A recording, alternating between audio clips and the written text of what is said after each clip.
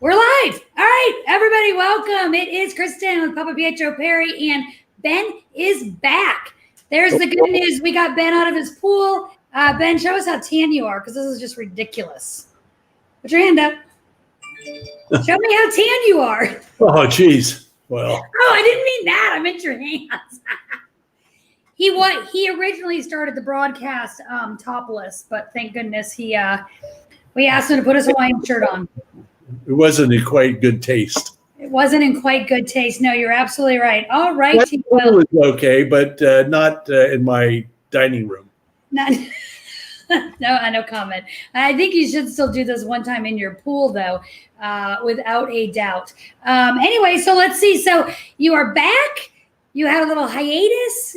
We gave you a little break. And I was on vacation today. I wasn't prepared to come back so soon. It was a shock to me at 3 o'clock when you told me it was. I'm waiting for you to get on. That actually is true. And then you had to scramble and you had to get wine. Well, you probably already had wine, but you had to tidy up a little bit. And I had to tidy up, yeah. But look, you look amazing. Here you are. So welcome, Ben. Thank you. Thank you.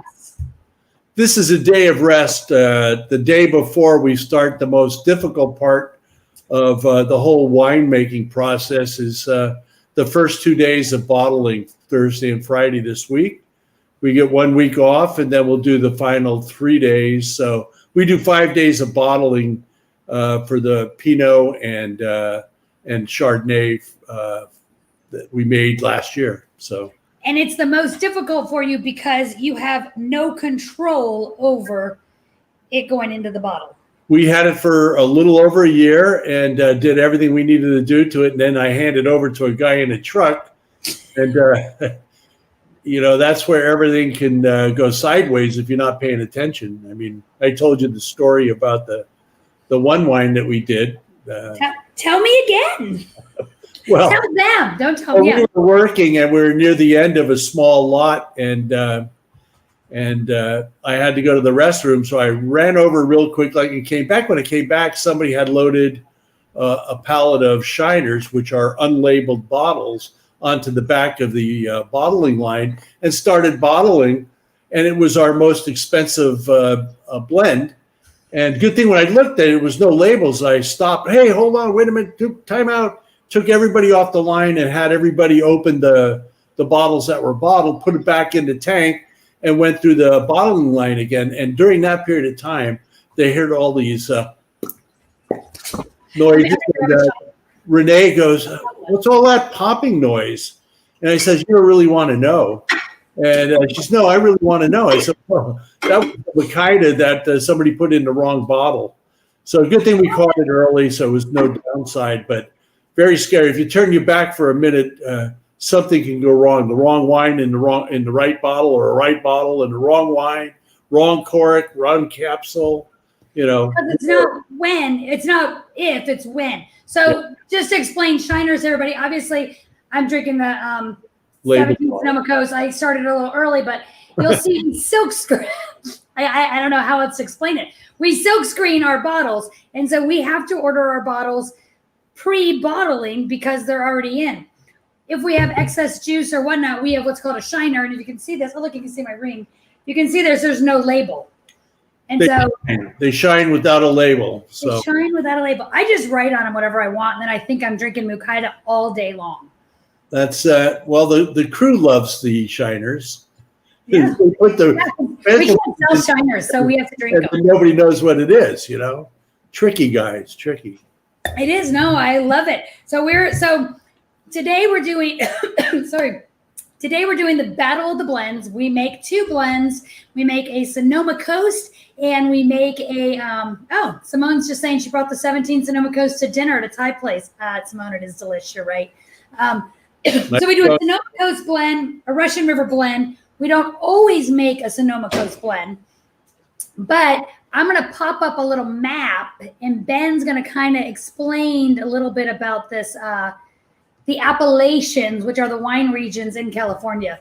Yeah, so Sonoma County is the big one, and then each one of those a different color one. The Russian River Valley and the you can see the Sonoma Coast goes all the way from the way up north on the coast, past Fort Ross, all the way down to San Pablo Bay. So it's a huge, huge AVA. And what we're trying to do is to make several different AVAs out of there. They've already cut out the Fort Ross Seaview is now a AVA. But you can see within the Russian River, there's Green Valley. Once you start getting into Chalk Hill, that's much warmer. You start getting into Cabernet and Syrah grapes there, and then your Knights Valley is known for their Cabernets. But on our side, the Sonoma Coast and the Russian River AVAs are where we focus most of our wine from, even though we're in Dry Creek up there is where our facility is. And if you go a little bit further, then you're into Mendocino and Anderson Valley. So that's usually where we pick all of our fruit from, those coastal AVAs. Yeah, those. So, and we're a true Sonoma Coast, because our Sonoma Coast single vineyard that we do is the Campbell Ranch, and that's up in Annapolis, which is right along the coast, right? We've been with Campbell for quite a few years, and that is right just a few miles from the ocean. And so you can kind of get plenty of marine influence, which is fantastic for the grapes. You get a little saltiness to them from the marine influence. And that goes all the way down to the Green Valley and the Sebastopol Hills. I believe that's all pretty much very similar grape style. And then when you go a little further south, a little lighter style in the Caneros. So it's a little cooler there.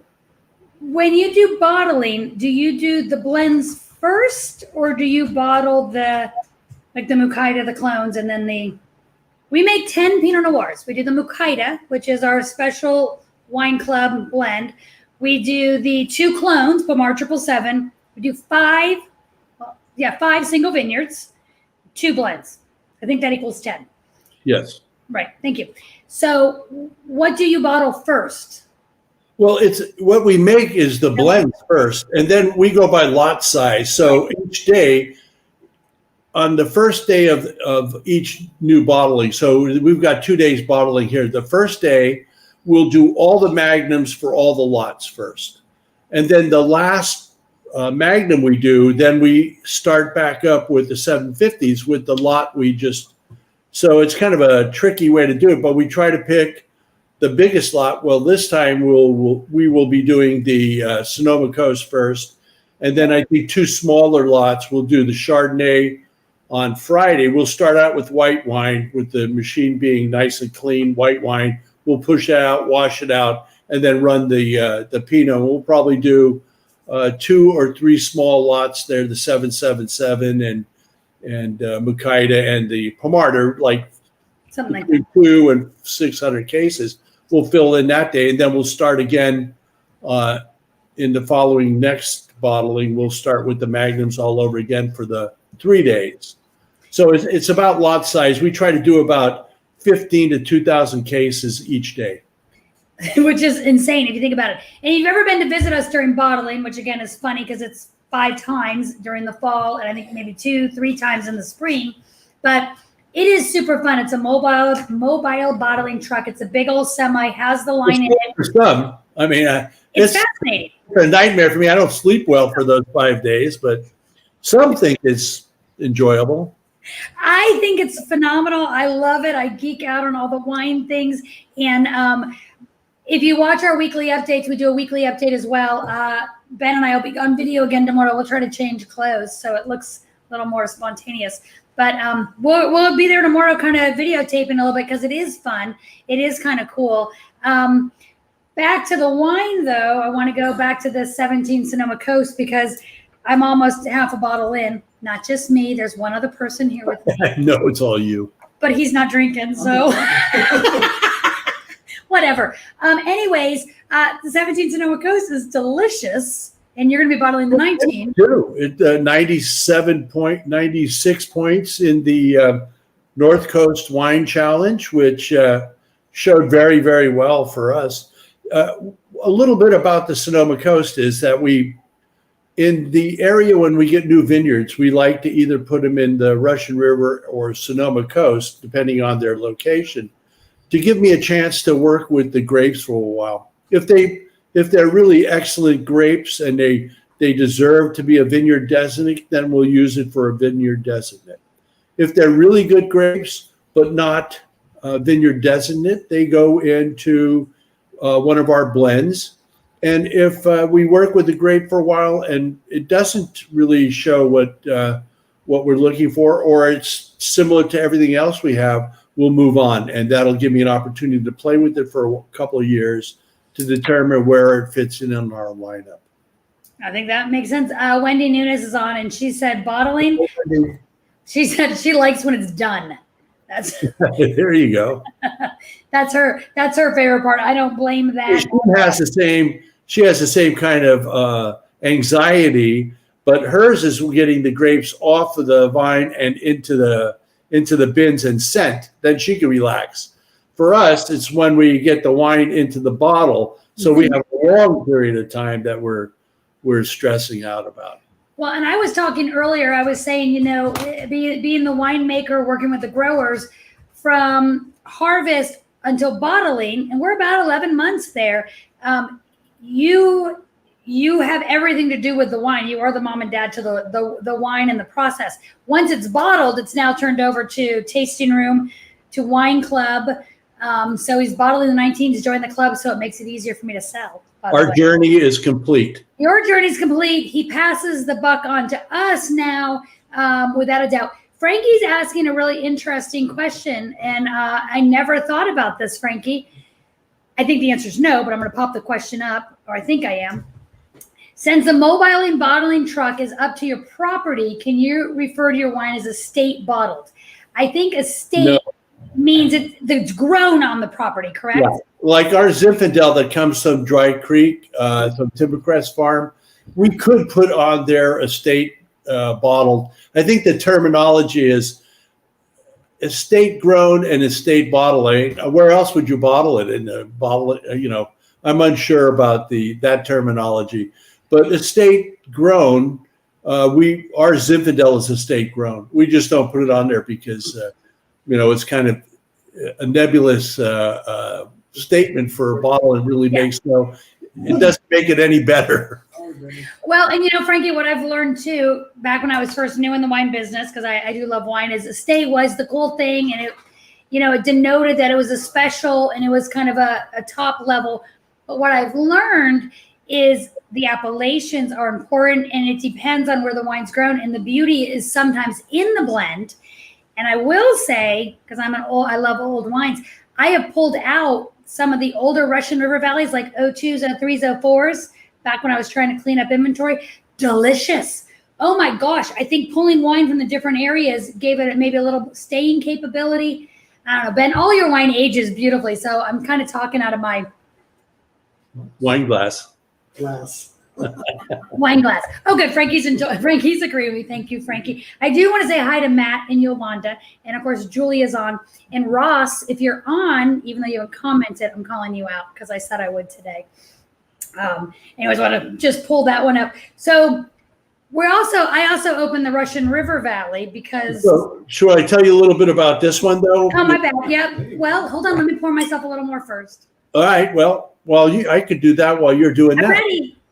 Okay, so on first of all, the fragrant nose, you get the floral notes of fresh, high-tone red fruit. On the palate, red fruit flavors dance, and we like to use those. Tyson especially likes those sweet, tangy strawberry and purple sweet tart fruit join in. Excellent acidity, which is a kind of a cornerstone of our style of wines. Is it has to have really beautiful, balanced acidity, and a mouth-watering wine that just makes you want to keep going back into your glass. And this is our beginning of our lineup. Our starting wine. It's delicious. I don't use it as a mouthwash, but it's fantastic. Yeah. I have to, because you know why? I never spit. That's the problem. I I'm not going there anymore. Sorry. Stop while you're ahead. I'm going to stop while I'm ahead. No, this is drinking absolutely beautifully. And it is holding up. We do not make the Sonoma Coast every year. 2015 was a smaller vintage. We didn't make Sonoma Coast at all. We didn't make magnums or 3 liters of the Russian River, in fact, because they were smaller vintages and you used more of the pieces for the single vineyards and the clones. And so when you get the Sonoma Coast. Well, one year I got like, with the Peters, for example, Peters and Laris, I use them for a lot of different things. So Peters, I use it for the Peters Vineyard, the Makita. It also shows up in the 777 and the Pomard bottling. And if there's enough, I put it in the Russian River. Well, one year, I think we got, instead of the 30 plus tons, I think we got like 11. And try to stretch it to all the different places it had to go. It's like, so we had to leave some of our bottlings out for that year. Well, and it's funny because when you don't do a Sonoma Coast one year, we start stressing because we're used to having our Sonoma Coast. I will say the cool news is this year, not that you guys on the bottling line and in the back like me, but we do a holiday Magnum Club, meaning if you're a club member, you can get 1, 2, or 3 Magnums every November. The idea is put it on your Thanksgiving table, put it on your holiday table, drink it. You'll get another one next year. Been wildly successful. And so I've asked you to make more Magnums. And I think this is the first year you guys are going to make more Magnums, right? Did you know that? Yeah, I saw the stacks of bottles that came. So you're making more Magnums. You're not going to get a full pallet. So I'm not going by there tomorrow or the next day because they're mad at me. Well, it always takes longer to do those darn bottles. And then the big dilemma is the changeover time to change all the equipment that you use for the Magnums. You have to change everything, the whole machine, the whole bottling line has to change because now you're going from a big bottle with this kind of size clamps to a regular 750. So it could be a 45-minute to an hour hangover where everybody's sitting around waiting for something to happen. So see what we do for you guys out there? Yeah. Well, Ben, that gives you time to go use the restroom and grab lunch, and then there won't be any bottling. I'm not ever leaving to go to the bathroom again, ever. You're never leaving it again. Well, I also want to bring up, I have one more sip, and then I'm going to the Russian River because I want to talk movies because I've gotten a note every 2 seconds above me about the movies. Ben is a movie buff. Let's be clear. Ben loves his movies. And so Dan does these little write-ups for us on these, and a lot of it was about the movies. And one of the movies I want to mention, right, filmed in Sonoma County, filmed around here, is The Birds from Bodega. Well, Bodega Bay, yeah, it was filmed there. Since COVID started, I've got kids, and my deal with them is we each pick a movie one night, and they must watch the other person's movie. I have a 13-year-old who's into anime. I've got a 16-year-old or so who's into sports movies. So I picked The Birds, and I made him watch The Birds. And it was awesome. And a few weeks later, my younger son, Tayson, went to the coast, and he was psyched about The Birds. So Bodega Bay, Birds, technically they're in Sonoma Coast. I think it's a perfect pairing. Ben, what wine would you pair with the Sonoma Coast? Salmon. What movie would you pair with the Sonoma Coast? Dang it. I was doing so well. Half the bottle's almost gone. I'm on to Russian. Okay, so, I have to say, I just watched The Birds again. I love the movie. It's so disjointed. Almost in the beginning where she goes in and buys birds, and Alfred Hitchcock comes walking out with his dog, with his 2 dogs. Well, she is a scion of the newspaper industry. Her dad owns the newspapers in San Francisco, right? It's a wealthy woman, and both Bruce and I work for the newspaper, so we have an attachment to that movie. Plus, she drives around in a 1954 Aston Martin, like the James Bond movie, but a little older model. Yeah, no, that was a great, and we've done I don't know 3 dinners or 4 dinners at the Inn of the Tides, and the Tides restaurant is one of the big stars in that movie. So it's always fun going out there and looking at the sights of that movie. That's one of my. It is fun. And if you've never seen The Birds, you should, because one of the best things is the ending. And I think that might have been one of my favorite things with the kids. I should have taken them to a bird store after or something. They would have flipped out, which would have been great. And by the way, Matt and Frankie, I'm never getting you two together. It's clearly what I'm learning by comments. A couple other movies that, Wendy is saying she has one of the crows this year bullying everyone out of the birdie bath. Yeah, that sounds about right. They're gathering. We had a murder in our backyard that I filmed. Please tell me we're still talking about birds. A murder? Yeah. A murder? Well, a murder is more than 3 crows in one place. And we had probably 2,000. They call it a murder. Oh, really? I didn't know that. Yeah, a murder is more than 3 crows in one place. And so I was watching television, and all of a sudden, I hear this, and I'm a little hard of hearing. All of a sudden, I hear all this noise, and what the hell? So I go outside on my deck, and in my forest, right out this window, there must have been 2,000 blackbirds flying around, just squawking like crazy. So I filmed it. I said, a murder in my backyard. So be careful when you post that stuff. Okay, yes, everybody apparently knew it was a murder of crows. I did not know this. I'm from the East Coast, you guys. You learn something new every day. It's a good I learn something new every day. Oh my gosh. Yeah, I guess that's what I learned. I'm done. I'm signing out. No, I'm kidding. I want to talk about a few more movies that were filmed here in town. And I'm going to ask you, Ben, if you've seen these. Stephen King's Cujo? Yeah, I did. And Stephen King's one of my favorite writers. I've been reading Stephen King's books for 30-something years. The Stand is one of my favorites. I refer to that that's the kind of where everybody, the other team's going to Vegas.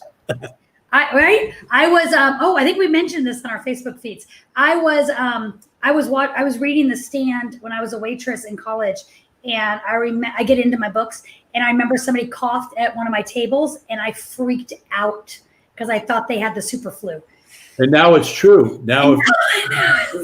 Little did I know. Thank you, Yolanda. Yolanda didn't know what a murder of crows was either. I appreciate that. Okay, Wes Craven's horror classic Scream. I didn't see that. Oh, that's the Mask one. Yeah, no. It makes fun of all the movies. Yeah. Peggy Sue Got Married. Oh yeah.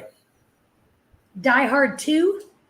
Yeah, Die Hard 1 was enough to take for me. I was done with Die Hard. I saw Die Hard 1 my first time last year at Christmas because I heard it was a Christmas movie. And so I'm not quite sure. Thank you, Ron. About time you shut up. I was not quite sure if Die Hard was a Christmas movie. Okay, how about Clint Eastwood's True Crime? Of course, Clint Eastwood. Everything from he and Steve McQueen with Bullet driving down. He came down a street in Potrero, and he drove up and made the turn and drove up somewhere in North Beach, which was great cutting of the movie, but it was one of my favorites.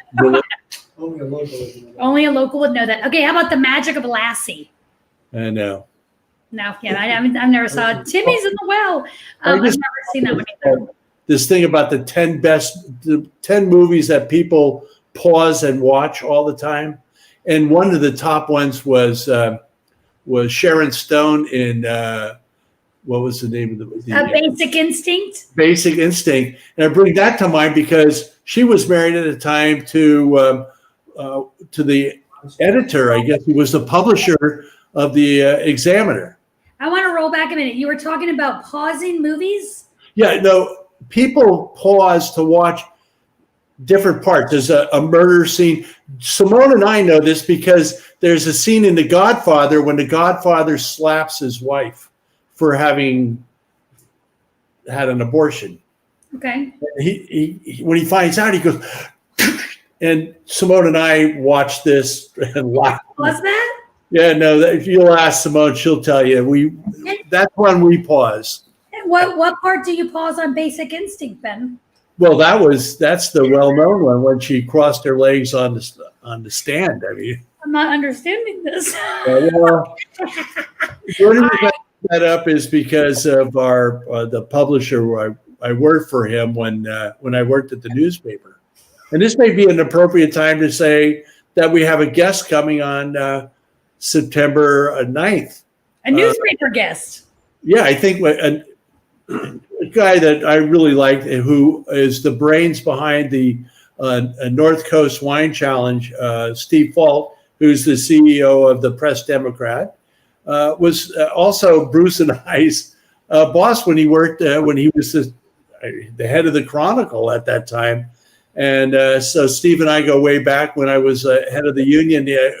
We sat across the table negotiating contracts, and now we're drinking wine together, which is totally amazing. And he's going to be our guest, which I really look forward to. So he would give you a good reference as your old boss. Yeah, and he's a club member to boot. He is.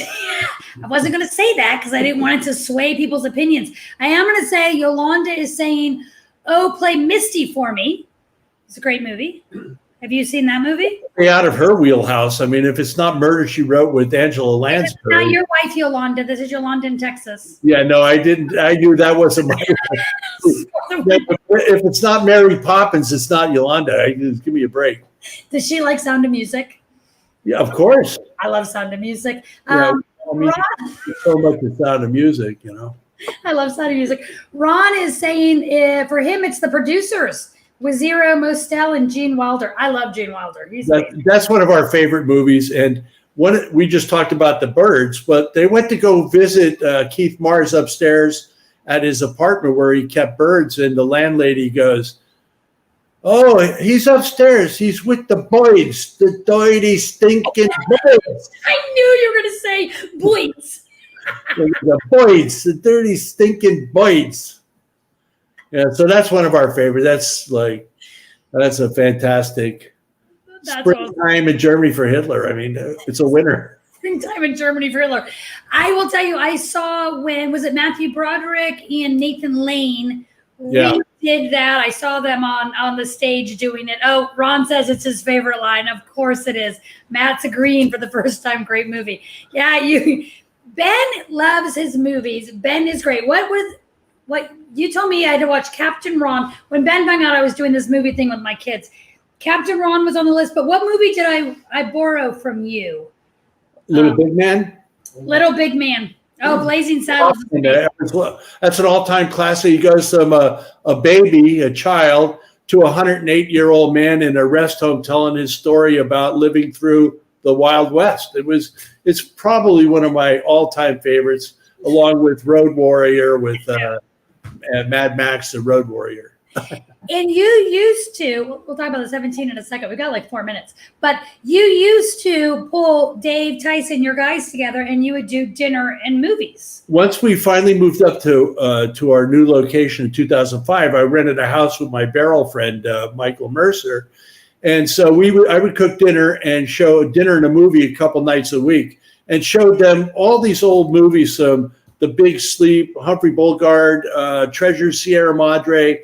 It went on and on. But the only one movie these guys would not sit and watch under any circumstances was one of my all-time favorites, West Side Story. And they in particular said, no gang members dance. They don't sing and dance. They did it at the end of that. They would not sit there and watch it. His wife did, though. Whose wife? Dave's, but that was not that long ago then. Yeah, they were dating. West Side Story is great. TNT, Turner Classic Movies, whatever that is, TCM, I don't know, came out with the top 100 movies at one point. And my goal was to watch all those movies. Those are some great movies. I watched West Side Story is my point to that. Mr. Smith Goes to Washington. I have seen what's the Rosebud movie? That's not one of my favorites. It's about my boss, the William Randolph Hearst, but Rosebud, that was Yolanda's nickname. So her own grandparents. William Randolph Hearst was her nickname? Well, Rosebud. Oh, much better. That's a better nickname than William Randolph Hearst. Just saying. So we better talk about the Russian. Oh yeah, we got to talk about the 17 Russian. Yeah. Citizen Kane, thank you, Lisa. You are right. And Frankie's loving Blazing Saddles. Yeah, Ron's saying Young Frankenstein. I love Young Frankenstein. Anything Mel Brooks actually is hilarious. It stands the test of time. I mean, that, those Mel Brooks, like, unbelievable. He's still alive. He's like 86 or something like that. Yes, he is. All right, so let's go to the 17 Russian. I poured my third glass. I'm kidding, Renee. That was for you when you're watching later and complaining I drink too much. Cheers. All right, 17 Russian, because now 17 Russian is an appellation in essence inside 17 Sonoma Coast. Yeah, so I'm reaching over here to get since I was not prepared at all. And to be fair, today he wasn't sitting in the pool. Yeah, no. What are you going to do? It's like. What time do you have to be at the winery tomorrow? About 7 in the morning, I think. We're going to start at 8. So we have to set up everything, get everything in order, the right glass and line up and corks and capsules. And we got to wash everything out. We steam clean the whole truck before we start. Then the crew has to show up. Okay, I'll be there about 11. Yeah, so it's a lot of coordinating, and we feed the crew too. So we're going to have like 20-something people for lunch. Oh, what's for lunch? What is it? I have no idea. This is the first time I haven't talked with Jim. Dan tell me it's burgers. Oh, let me just segue really quick. I know we got we're past, but Papa Pietro Perry is incredibly generous. You guys make the staff lunch Monday through Friday. I eat better at lunch than I do at dinner in my own house because I have kids and I'm a horrible cook. But bottling days, harvest, you guys do these amazing dinners. And when we say you're making burgers, let me be clear. It's not getting the frozen burgers, whatnot. I know one of Dave's trick is throwing like a pat of butter in the middle of a burger and then cooking it. And he finds all this other stuff in the fridge. He mixes it. Oh my God, they're delicious. We even grind our own meats a lot of times. So, we'll use lots of different good steaks and. Yeah, and there's like 80 different condiments you can pick. Sauteed mushrooms and bacon and onions and these chutneys, and it's insane. Okay, anyways, let's get to the 17 Russian.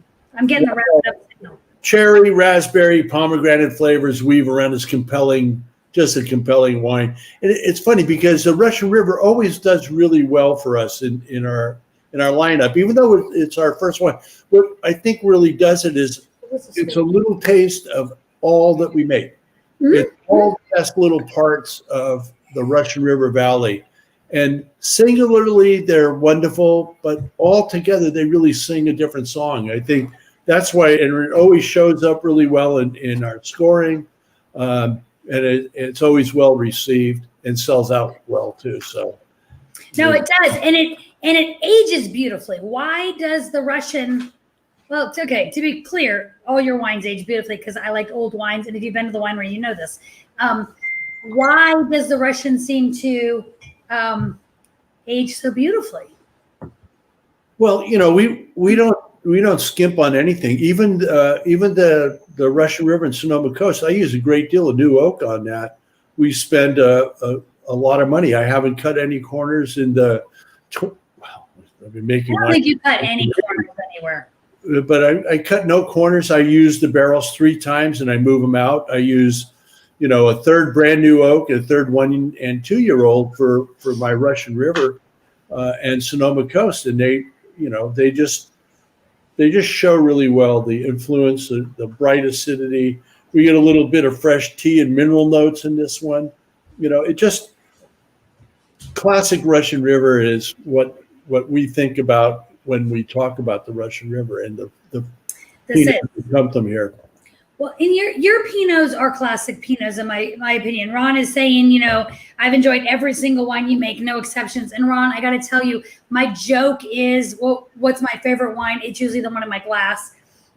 Ben, you really do an amazing job with your Pinots. But I'm going to segue on something you said, that you use the barrels for 3 years. So barrels are used, you can get flavor 3 years out of a barrel. Come the 4th year, becomes neutral oak, correct? Where there's no real flavor.